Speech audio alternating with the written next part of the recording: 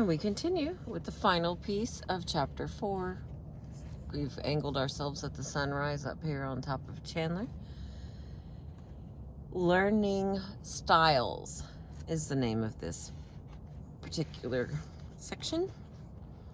4 profiles follow, which summarize the ways the 4 types learn, their preferred instructional technology, their preferred curriculum content, and their response to appropriate feedback from their mentors is discussed.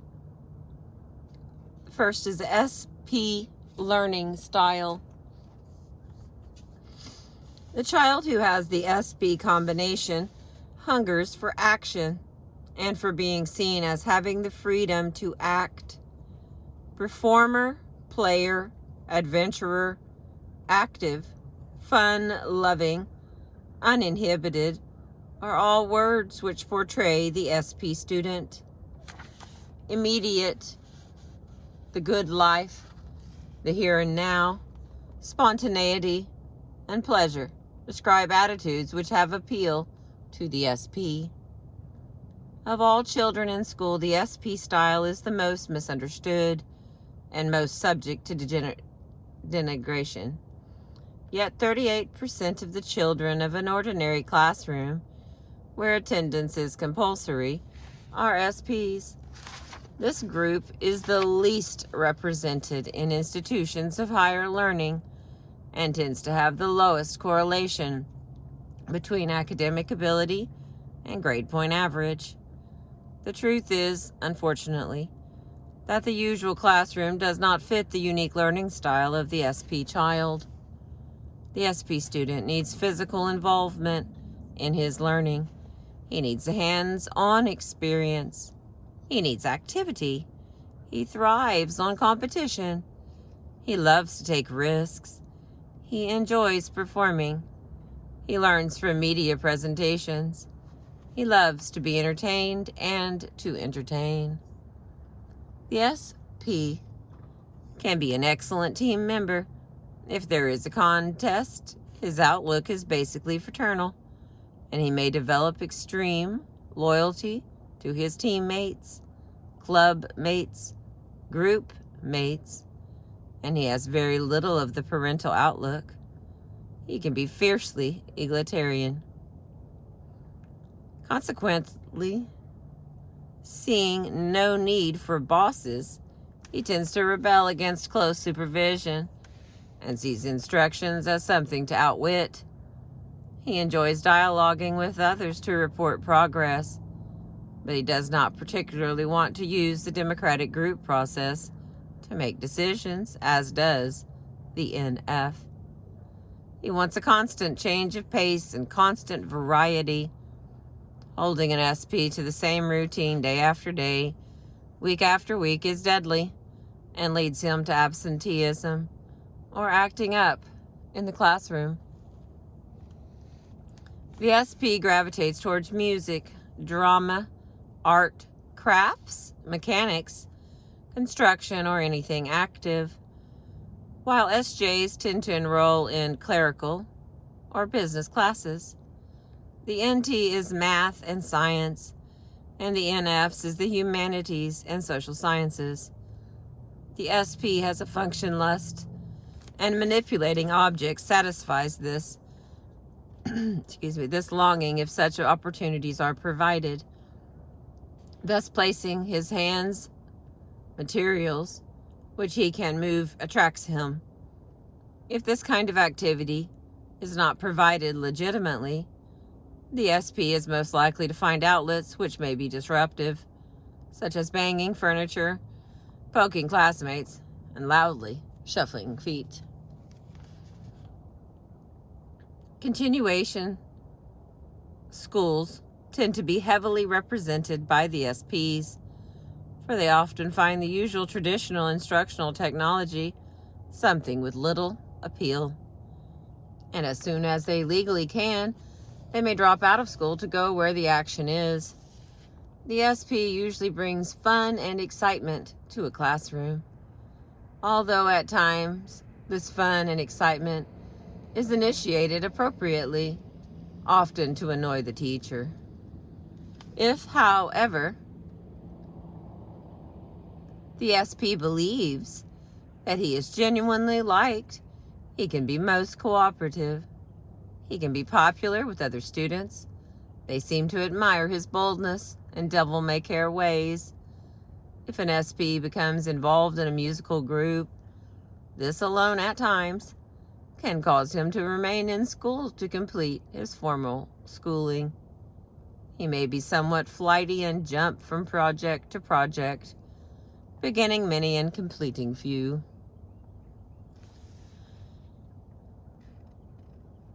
Paper and pencil.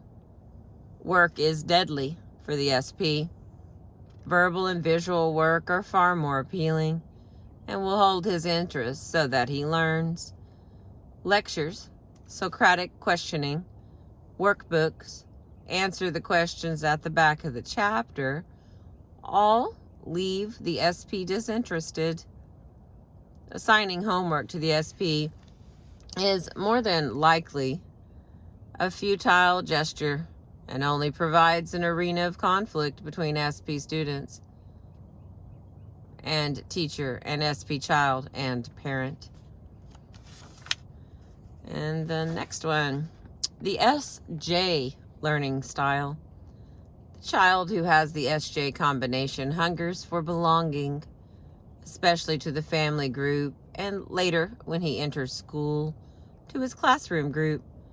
Responsibility, dependability, duty, and service are words associated with the SJ student. Since about 2/3 of teachers are themselves SJs, the SJ student generally finds in the traditional classroom a place he understands and can relate to. The SJ student usually wants to please the teacher because he is the teacher, the authority figure without which it is difficult to create a unit to belong to. The values of the teacher are accepted as good values, good study habits, doing homework as assigned and on time, learning one's lessons as directed, are seen as worthwhile. The SJ, better than any of the other styles, fits into the classroom as it is frequently designed and maintained. SJ students usually do well with workbooks. They like and need structure and do best when lessons are presented sequentially in increments that make sense. The SJ student is conscientious and will attempt to do his best as long as he receives clear directions so that he knows how to proceed with the task. The SJ is not apt to rely on winging it, as might an SP or an NF. He is most comfortable if he has studied and is prepared for the daily recitations. The SJ student can do well in a classroom arranged in rows and columns, where the main interaction is between teacher and student. He does respond to some degree to negative criticism and will try to do better if what he has already done is not up to the teacher's standards. The SJ does not thrive on long-term independent projects as might an NT. The SJ does not always enjoy discussion groups, as does the NF. The SJ would prefer that a question and answer session be conducted, led by the teacher. The Socratic method of instruction has appeal for an SJ, and he learns well in this mode. Although the SJ may not have the language facility of the NF, he usually does well in responding and writing to questions posed by the teacher or posed by the text. These generally do not seem a waste of time to the SJ student. The SJ child is usually obedient and conforms to the standards of classroom conduct set down by the teacher. The SJ child can tolerate sarcasm far better than can the NF or the NT, but he does take it seriously, unlike the SP. The SJ is likely to belong to school clubs and takes great interest in these, as long as what he is studying are facts or procedures. He is comfortable. But ask of the SJ child that he speculate, invent, guess, or improvise, and his studious dependability may dissolve. The SJ child takes report cards seriously, and these are important to them. The SP is likely to forget to take his home. The NT views this card as a curiosity, since he tends continuously to sit in judgment of his own performances, and the NF sees it as a personal judgment on him, signifying personal recognition by his teacher. But of all types, the SJs value and respect the report card most. The SJ child thrives on stability. He takes responsibility well. He learns from traditional instructional technology, including demonstration. He usually enjoys school and is at home there if the teacher is consistent and stable. And the next one, NT learning style. Children who have the NT combination hunger for competency. They must know all they should know, and their lists of should knows are endless. Building, architecting, that's what it said, inventing, and commanding describe the NT child. He looks for whatever will enable him to understand, explain, predict, and control. He is a little scientist. The NT tends to collect rules and principles and loves to give structure to his cognitive world. He enjoys tracking the ideas of others and developing his own ideas. He seeks to know how an idea was conceived, how it was put together, what contradictions can be uncovered, what are unanswered questions, why things are. He is ordinarily filled with intellectual curiosity and will focus on technology from an early age, especially if he is male. Female NTs often find cultural pressures turning them into more feminine directions. The NT tends to be an independent learner and likes to pursue his inspirations, tracking down the information until his desire for understanding is satisfied. This characteristic can cause him at times to neglect other areas that may then suffer failing grades. The NT is comfortable with a logical, didactic presentation of material to be learned and usually can independently follow up through reading. He tends not to have the writing facility of the NF and may put off recording his findings on paper, preferring to acquire new information rather than waste his time communicating to his mentors that he knows something. Thus, he may fail to complete homework assignments. The NT may be a loner in the classroom, especially the introverted NT. The introverted NTs are prone to this loner nature, partly because they find no others like themselves as they move through school. There being only one introverted NT per average class. The NT is, however, interested in sharing his ideas with those he respects and considers his intellectual peers. He often seeks this kind of communication only with the teacher, which can increase his isolation from his peers.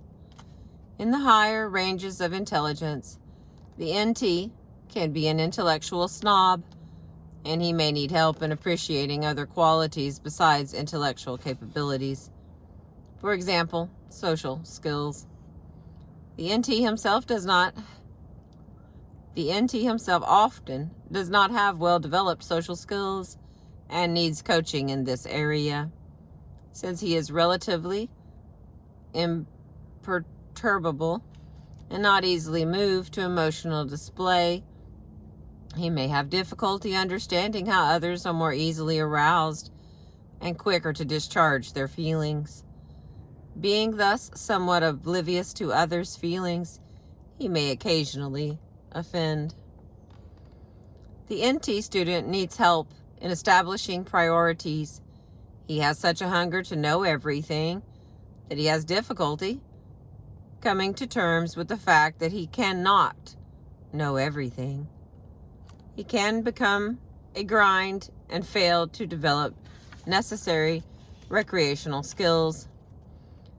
Play may be seen as a waste of time for the NT student who wants to get on with the business of learning. The NT student tends to be fairly self-sufficient, but he does respond to feedback concerning the visibility of his competency and his accomplishments.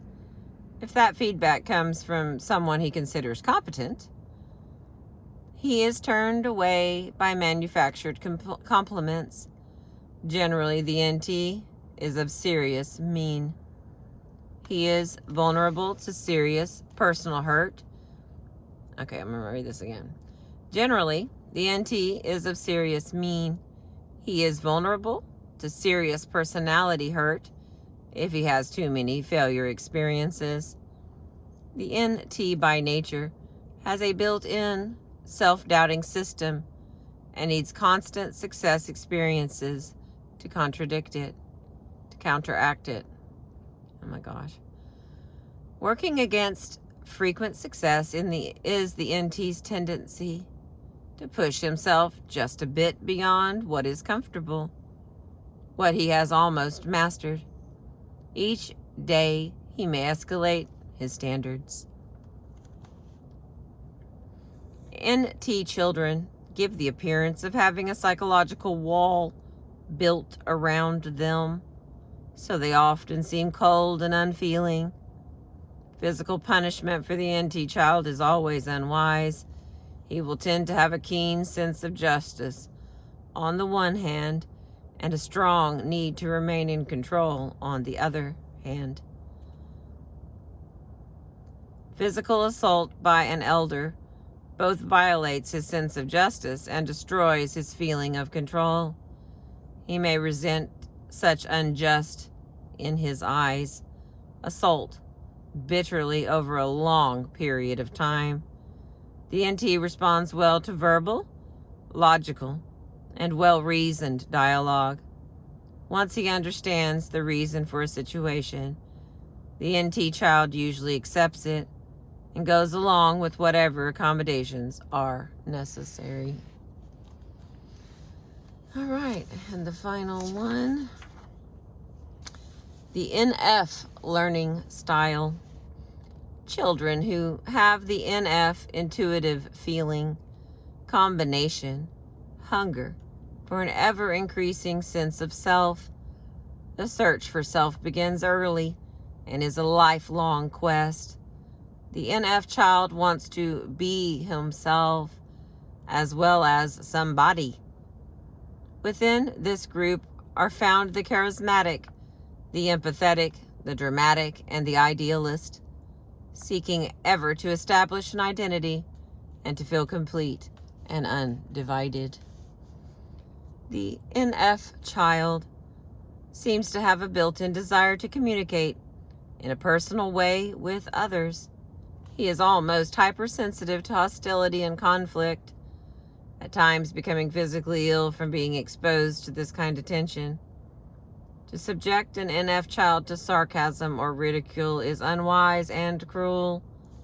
He thrives on recognition, caring, personal attention, two-way exchanges, and recognition of his emotional attitudes.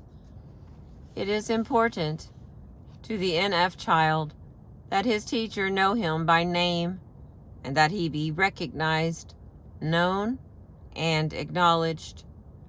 He needs personal feedback on the papers he produces, and the personal note written on a composition can be a powerful motivator to the child, as long as the comments are positive.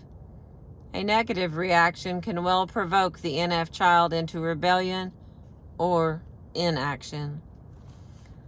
The NF student enjoys interaction. He works well in a democratically run classroom and participates enthusiastically in group decisions. He is able to work independently for a time, but he does better if periodically he receives feedback through dialogue. The NF learns from the discussion method, role-playing, dramatic play, and through fiction. It is the NF who usually shows early talent in communication skills.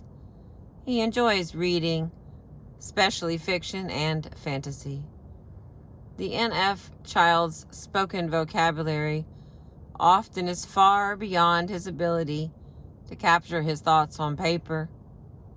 Often the composition placed on audio tape provides a way of expressing the NF's richness of creativity and content. The introverted NF child, at best one per classroom, often is painfully shy and needs encouragement to socialize with his classmates. Being hypersensitive to rejection, he may hold back, remain unnoticed, uninvolved, lonely, and apart if he is not given help in developing friendship skills. Most NF children tend to have vivid imaginations and may be overstimulated by violence and horror. They tend to carry imagery in their minds for a long time and often are subject to nightmares. Cooperation rather than competition speaks to the NF child.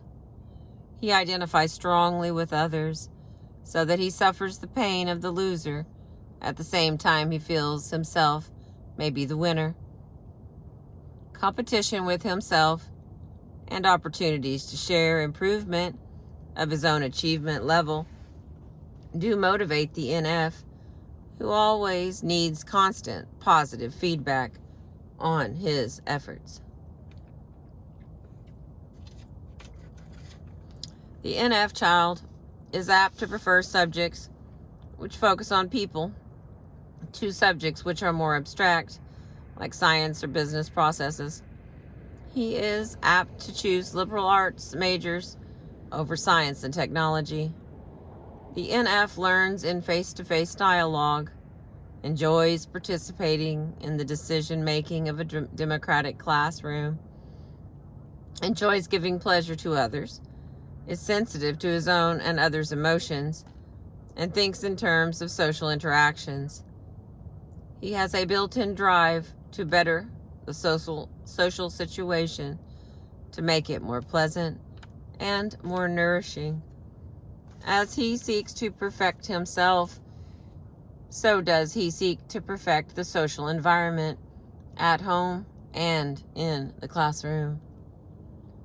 The NF child can be particularly responsive to teachers who are accepting and nourishing, who verbalize recognition of feelings, who individualize their instruction, who use lots of small group interaction, who generally respond to and accept the ideas and opinions of class members, and who avoid sarcasm and ridicule as a means of class control. And that is the end of chapter 4 from the book Please Understand Me, Character and Temperament Types by David Kiersey and Marilyn Bates. Thanks for being with me today, catching some sun. I appreciate you.